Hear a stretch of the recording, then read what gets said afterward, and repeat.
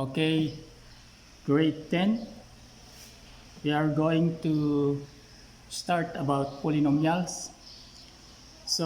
But before we proceed, we have a Bible text here in Galatians 2:20.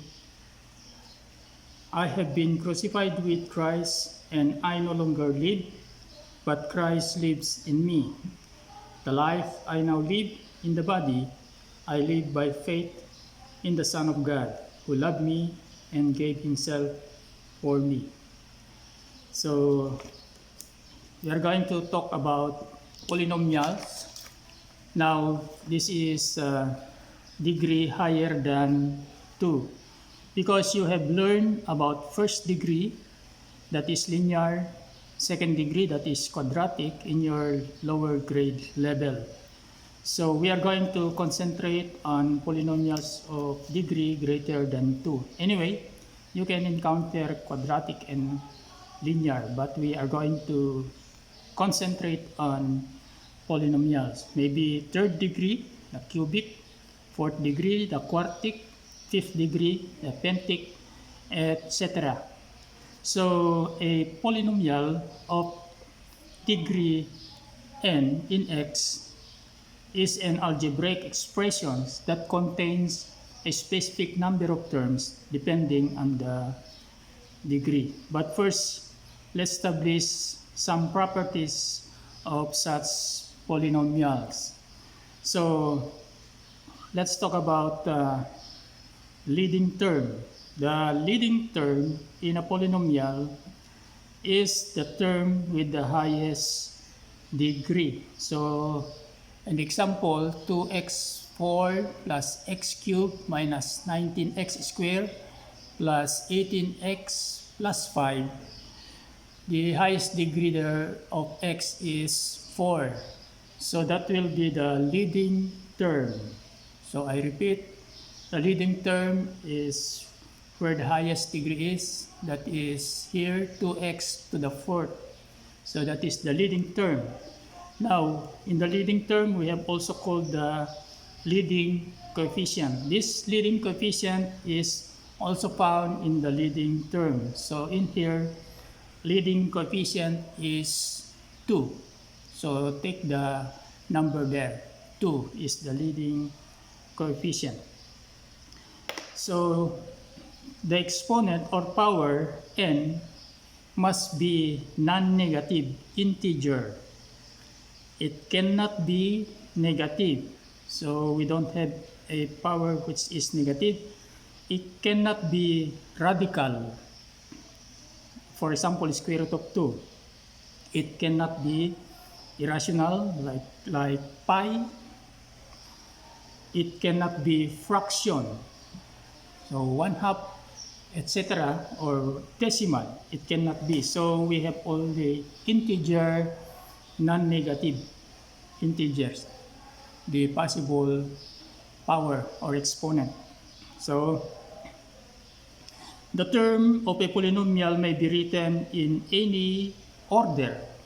However, we often follow the convention of writing the term in this decreasing powers of the variable x, and that is the standard form. So you will notice 2x to the 4th, x cubed minus 19x squared plus 18x plus 5. So that is an example of polynomial here. So that the degree now is in the 4th degree. So the highest degree will tell you the degree of the polynomial. So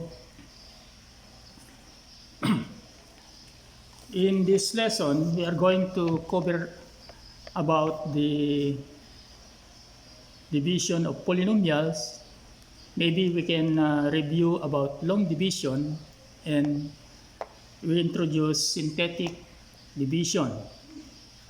Then we can talk about remainder theorem and factor theorem, the rational root theorem, and we also deal with the polynomial equations, factoring of polynomials, And maybe we can also some problems related to polynomial equations or functions. So that will be coverage of your lesson in polynomials.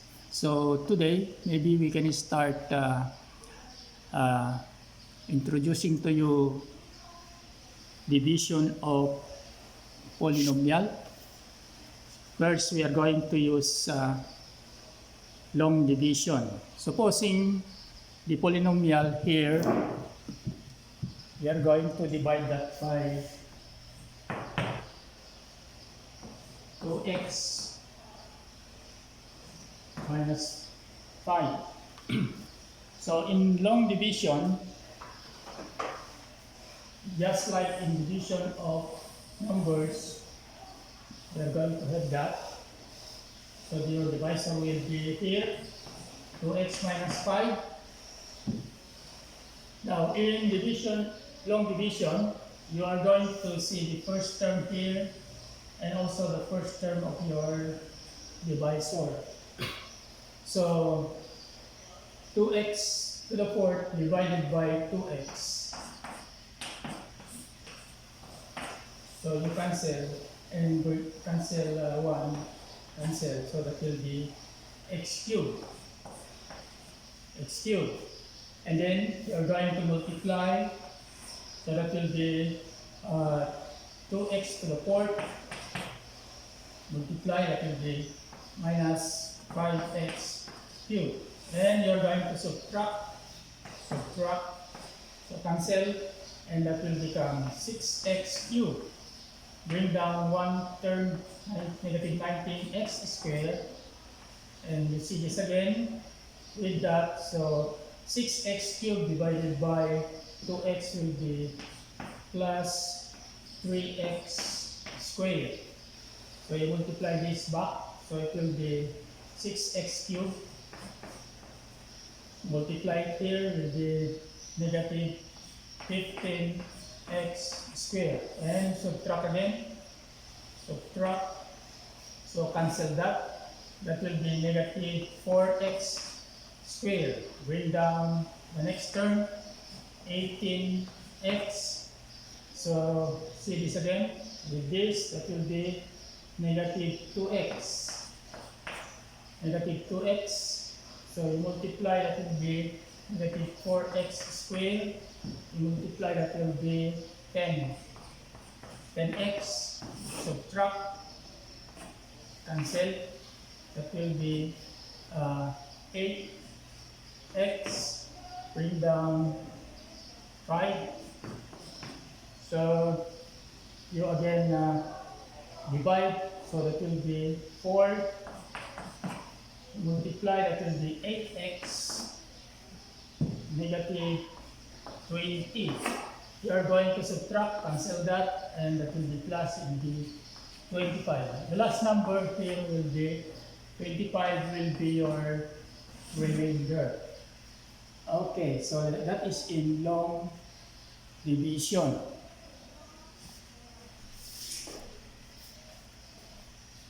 For synthetic division, we are going to just list the numbers. So let's see.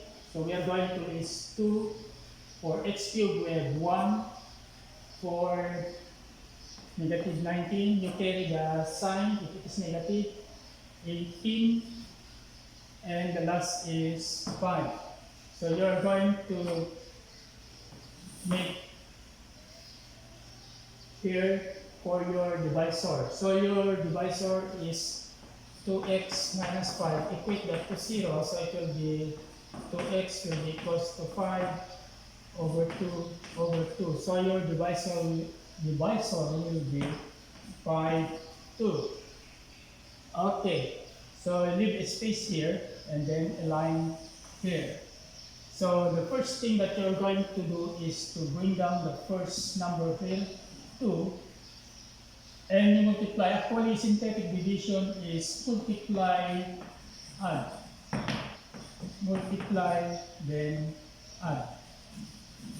Actually, we are not dividing, but that is called synthetic division. So you multiply 2 times 5 divided by 2 is 5. You write it here.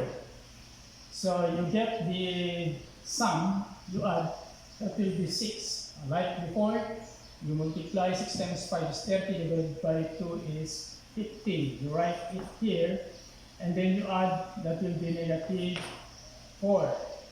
Okay, you multiply again. Negative 4 times 5 is negative 20. Divided by 2 is negative 10. And then you add, that will be 8. You multiply again, that will be 40 divided by 2 is 20. And then you add again, that will be 25. The last number will be your remainder. So that is the same with the remainder before. So this is already the press. So this is already you have to just have that as your way of synthetic division. So by and by, we will master about it.